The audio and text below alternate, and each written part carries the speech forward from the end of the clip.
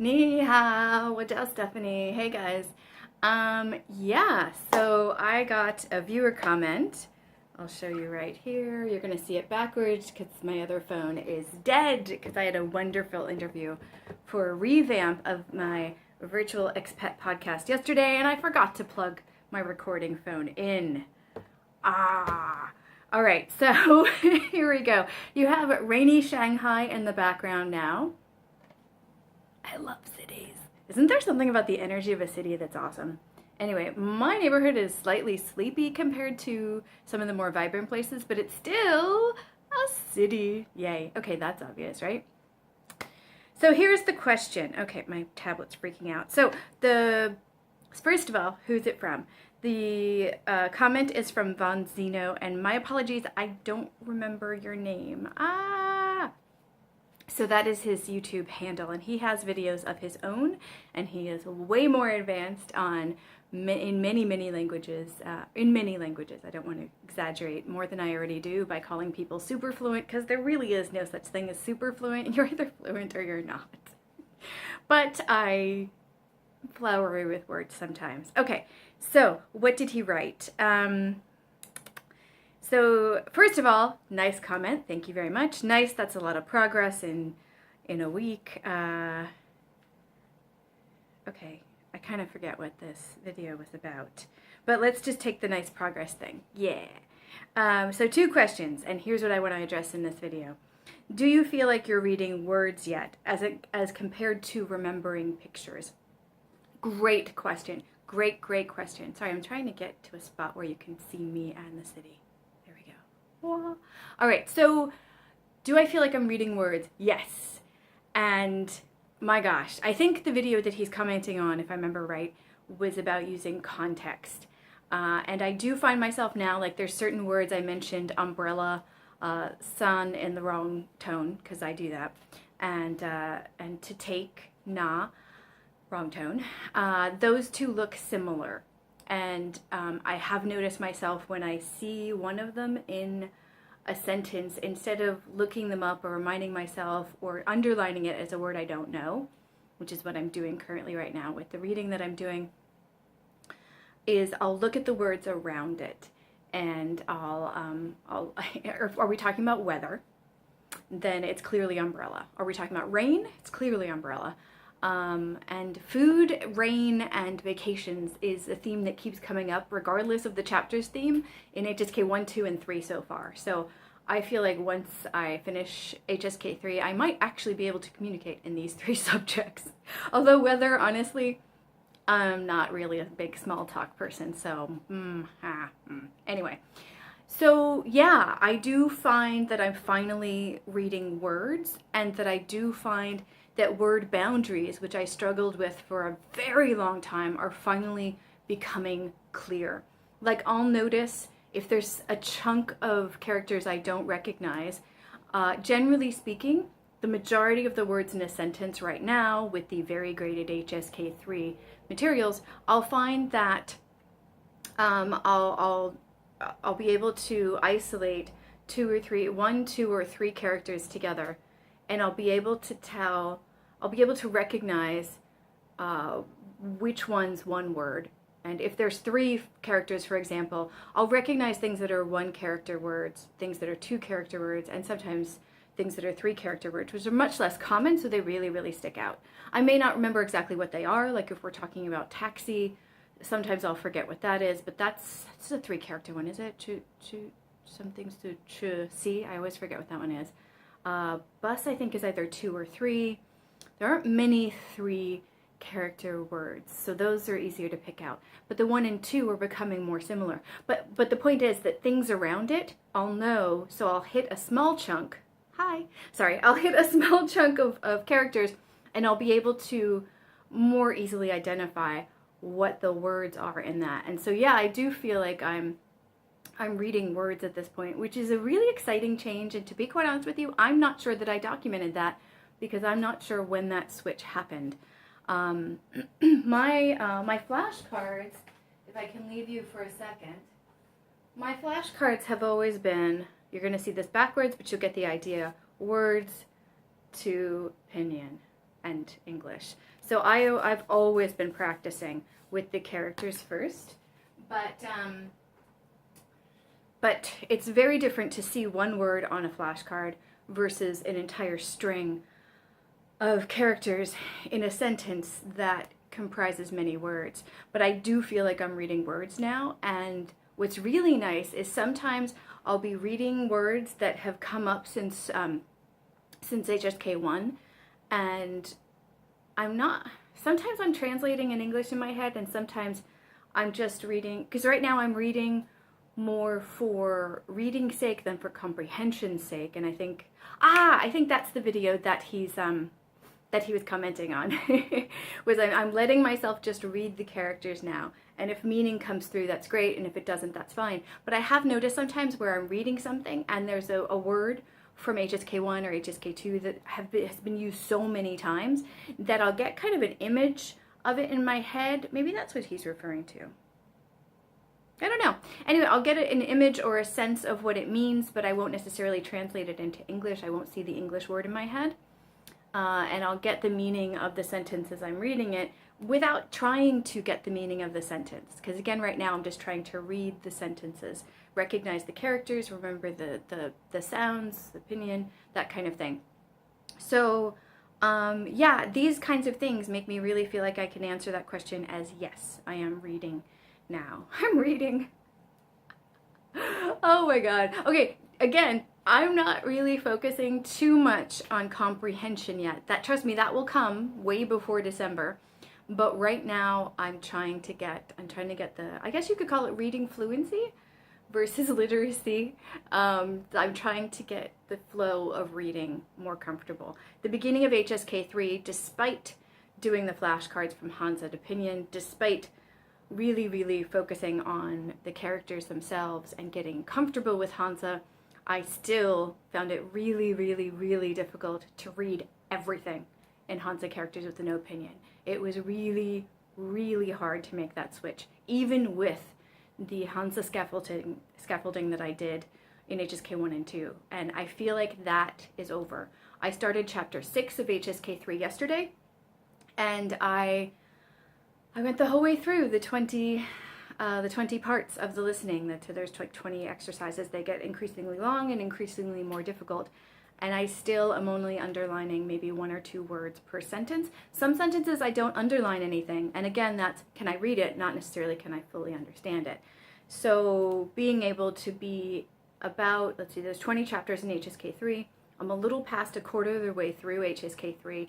And I can read the majority of the words in even exercise 20 of the listening of chapter 6. That feels really good. Trust me, the comprehension kind of comes sometimes, but I'm not pushing it yet, because the difficulty with just reading the words is really hard.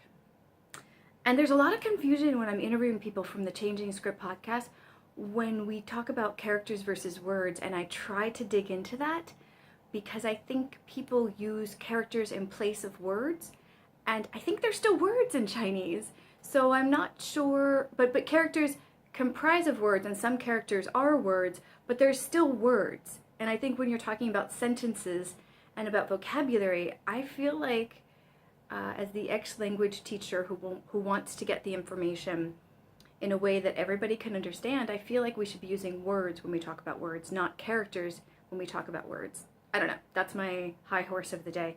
So yes, I do feel like I'm reading words, and it's insanely satisfying. But the mountain is still a mountain right now, and like I said, I'm focused on reading, not comprehension.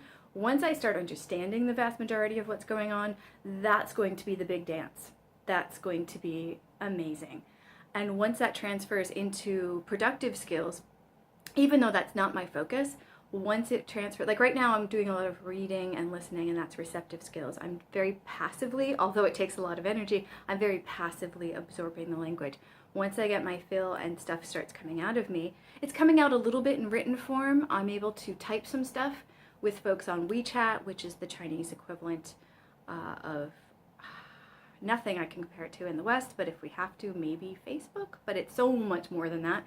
So I'm able to type on there, in Chinese. Typing in simplified Mandarin Chinese is ridiculously easy because it's opinion input.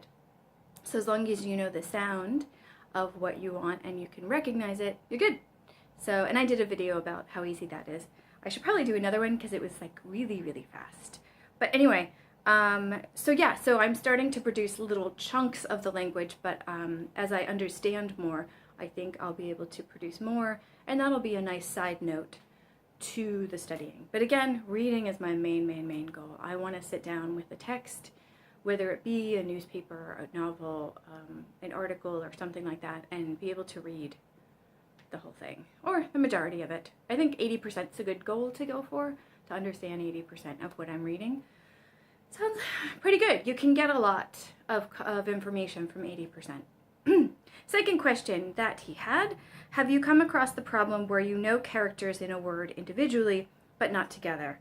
For example, he has, hold on, I want to double check this right now, because I want to say it's Jidao, but I don't think it is.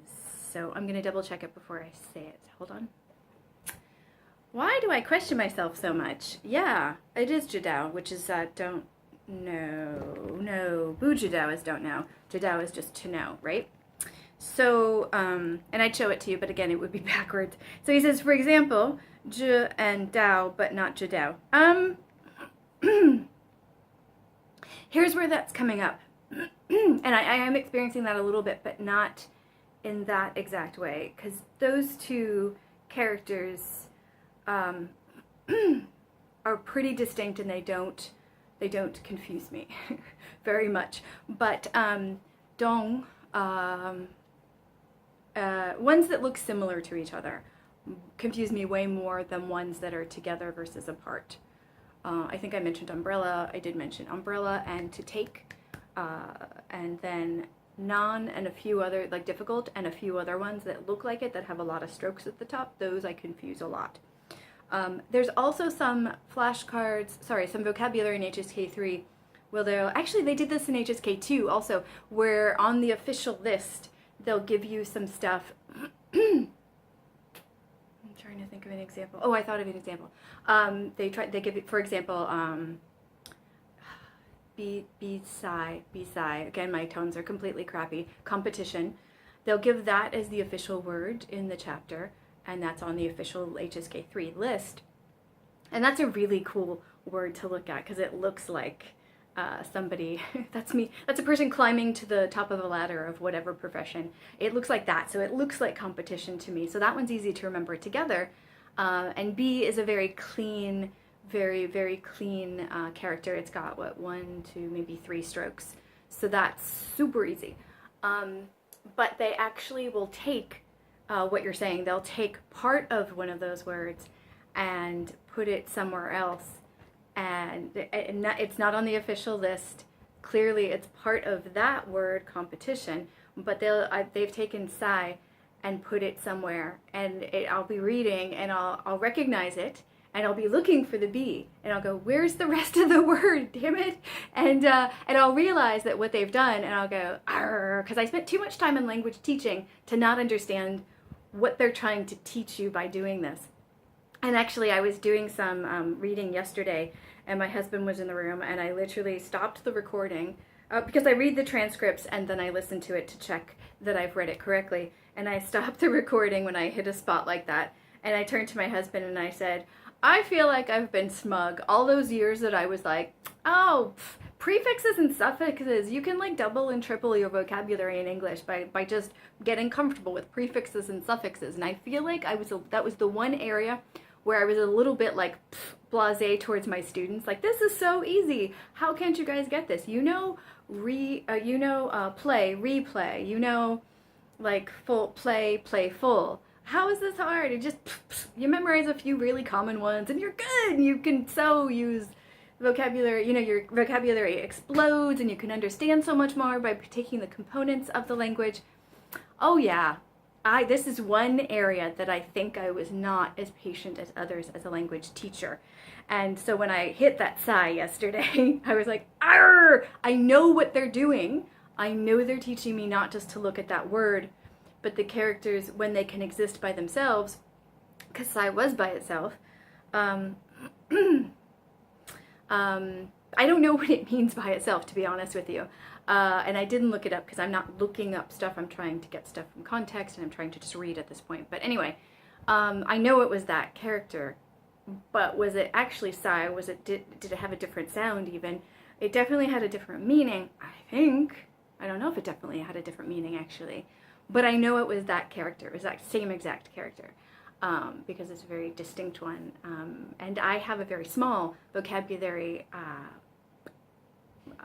pool to pull from, so there wasn't a lot to confuse that particular word from. And the things around it I understood as what they were. So it definitely was a one character word size. So I know what they're doing. It is driving me crazy that I'm struggling with it, because I feel like I was very impatient with my students in that one area. And I was like, oh man, this is karma. It's coming back to bite me in the ass, because I keep seeing this over and over and over. And the first time they did it in HSK2, I kind of went, oh, I can't believe I fell for that. Because again, I was looking around for the other part of the word and it wasn't there. So that's more when the character versus one character, two character words or one character words that are used together or apart trips me up. That's the one area that it definitely trips me up. And I'm trying to work on it, but you know, the brain does what it does when it does it. So there you go. My solution at this point is frequency, frequency, frequency. Keep going, keep reading, keep seeing them in their different forms, and hopefully my brain will become more flexible with this. Yeah, but part of me feels like I want more time in the course book where they spend time moving the parts of the words around in different contexts. And they do sometimes, but not necessarily in the ones that they shove into the listening. So they do that. They actually do that quite a bit more than I was expecting them to. The teaching in the course book is much better than in any other place that I've seen, which is really sad because it's testing material, and that's not the materials that people generally use when they learn the language for communicative purposes or from a lot of purposes. So it's really bizarre that the best books for learning Chinese so far, in my opinion, have been the ones, not even books, I would say materials, because I played with a lot of online and mobile app materials too, and some of the best, if not the best materials, have been these HSK standard course book materials. So there you have it. I'm still floored by that. I will forever be floored by that.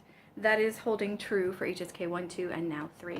It's still the most scaffolded, the most recycling of vocabulary based, the most understood, the most, I don't know, it's just really good. It does a lot of things that I know are good practices in language learning that have worked on when I used them on my students, and now when I'm using it on myself via these books. So hopefully that answers your questions, and thank you so much for your questions. I knew this was going to be a long answer, and my wrists were dreading the thought of typing this up, so I thought I would do a video response instead. If you are not Vonzino and you have a question for me, or multiple questions, leave them down below and let me know, and I will answer them in whatever way, depending on the length of it, in whatever way seems to be appropriate. Thank you so much for the questions. I really appreciate it. Oh, and Vonzino, I want to interview you for my Changing Scripts podcast. Contact me if you're interested. There. Bye. 再见.